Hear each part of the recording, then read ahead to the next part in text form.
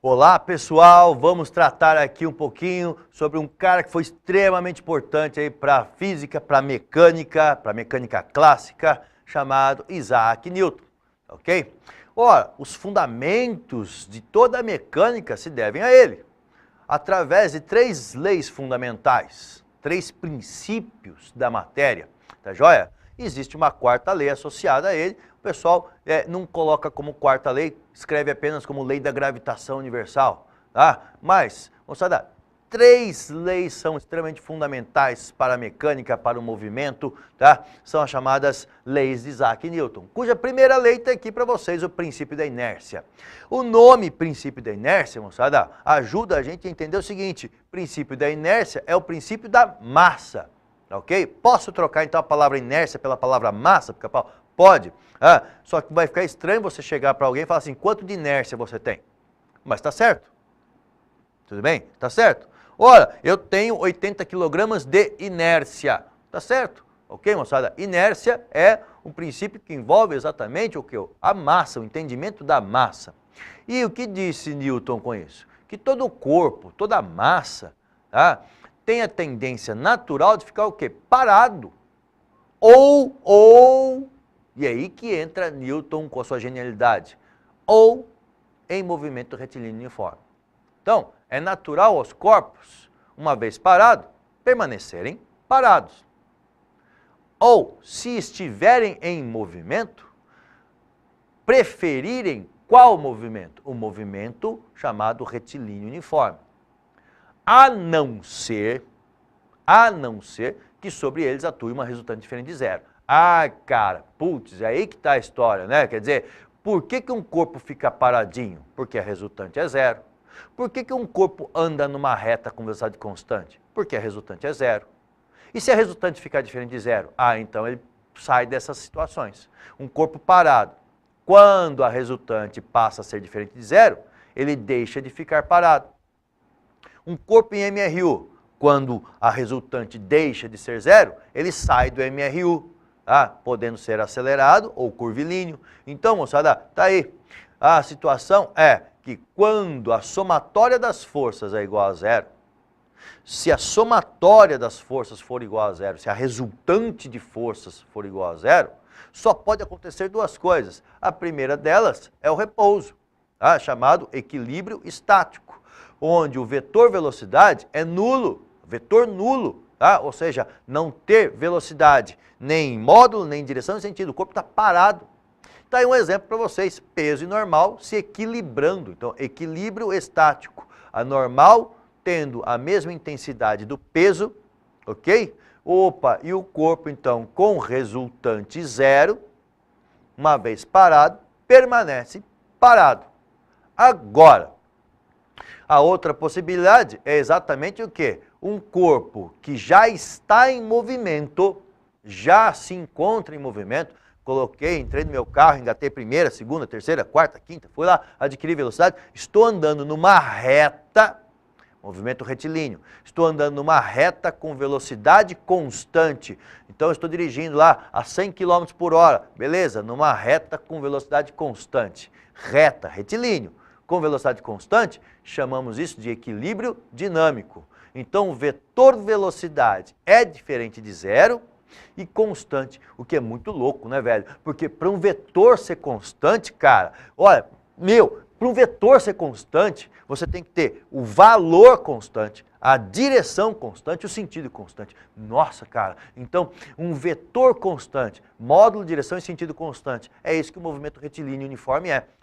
Retilíneo, então você mantém a direção e o sentido constante, duas coisas já constantes, duas coisas, foi difícil fazer aqui, duas coisas.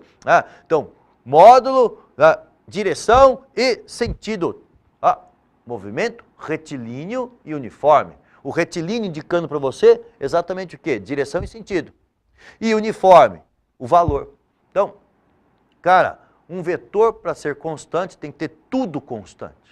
E para isso acontecer, a somatória dos vetores tem que ser zero. Como assim, Pica-Pau? O cara vai estar andando, mas sem força? Não, não foi isso que eu disse.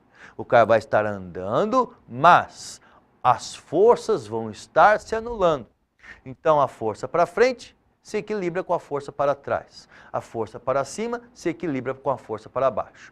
Nessa situação em que as forças se anulam, estando ele em movimento, ele permanecerá em movimento retilíneo e uniforme.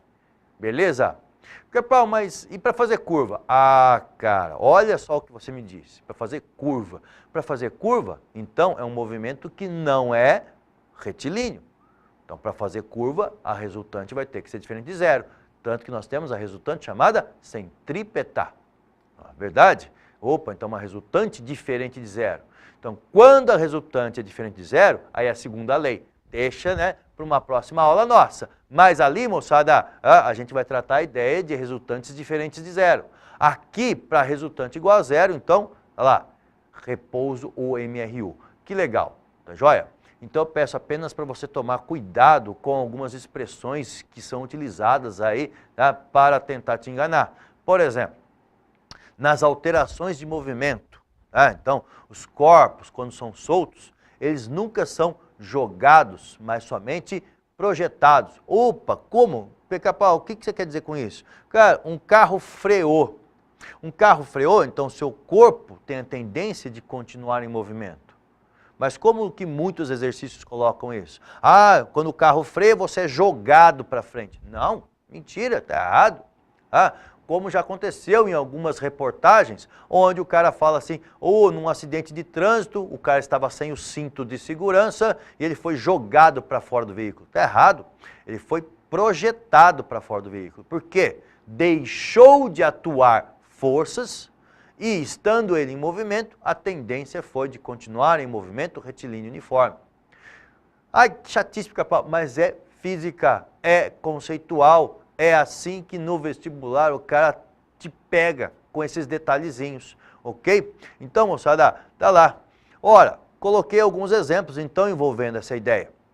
Tá lá. Se um móvel está inicialmente parado, quando o automóvel acelera, o seu corpo que estava parado tem a tendência de continuar parado. Portanto, seu corpo é projetado para trás do veículo, em repouso ao chão, mas para trás do veículo, ok? Então, moçada, tá aí. Uma vez em repouso, tende a permanecer em repouso. Por isso ele é projetado para trás do veículo, tá? Em relação a você, referencial externo, ele vai continuar parado. Ele se move em relação ao veículo, tá? Ora, mas e ao contrário, se o móvel está em movimento e freia, então o automóvel freou, o seu corpo vai ser projetado para frente, tá? Então, uma vez em movimento, a tendência de continuar em movimento. Então, você é projetado para frente. Lembre-se, nunca jogado. Lembra que a gente falou agora há pouco? Nunca jogado. Ah, foi jogado para frente, foi jogado para trás. Não, não é jogado. Tá? Jogado, para jogar alguma coisa, demanda o quê? Força. Ah, mas não é força. É uma tendência natural dos corpos. Uma vez em movimento, continuar em movimento retilíneo uniforme. Uma vez parado, permanecer parado. E o que é legal são as curvas, né? Quando o carro faz uma curva, ele muda de direção. Mas o carro fez a curva, o carro sofreu força. Se você não sofrer forças, sua tendência seria o quê? Sair reto, em movimento retilíneo uniforme. Ok? Então você ser projetado para o lado oposto da curva. Se a curva é para a esquerda, você é projetado para a direita. Se a curva é para a direita, você é projetado para a esquerda. Ok? Por isso que o pessoal muitas vezes perde coisas dentro do carro, porque vai fazer uma curva, está com as janelas abertas, né? O celular, esqueceu o celular em cima do console do veículo. Fez a curva. Ora, cara, o carro sofreu força, o carro fez a curva, mas o celular não sofrendo forças externas, tem a tendência do quê? Continuar em movimento retilíneo uniforme. Então o carro faz a curva, o celular sai pela janela em movimento retilíneo. Caraca, velho, e pode acontecer isso? Claro que pode. Pode acontecer com cargas, né, em caminhões. Um caminhoneiro não amarrou bem a carga. Na curva, o caminhão faz a curva, a carga ficou sem forças externas para mantê-lo na curva, a carga sai pela tangente, então a carga se desprende do caminhão, ok? Moçada, tá aí, ok? Alguns exemplos pra gente. E termino falando da inércia sobre o quê? Meninos, meninas, tá? O pessoal ensina errado lá no CFC, né? Mas vamos dar um desconto para a galera, tá joia? Porque realmente o cara teria que dar todo esse embasamento teórico para dizer o quê? Que não existe força centrífuga. O que existe é inércia. Não existe força centrífuga. Ok? Não existe força que te joga para fora da curva. Ah, é uma força para fora da curva. Ah, não existe essa força. Ok? O que existe é o quê? Existe centrípeta. Força centrípeta existe. Ah, a força centrípeta está relacionada com o quê? Forças para dentro da curva. Então, o atrito, quando você vai realizar uma curva, uma força de tração, quando você gira uma pedrinha amarrada num barbante, tá ok? A força elétrica que mantém o elétron girando em torno do núcleo, força centrífuga existe. Não, falei errado, né? A força centrípeta existe. Centrífuga não existe. Ah, o que é centrífuga? É inércia. É um princípio, não é força.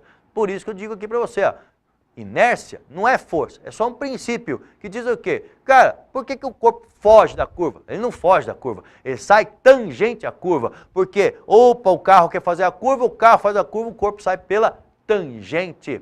Beleza? Então, inércia é um princípio físico e não uma força. Fechou? Valeu? Até a próxima, galera!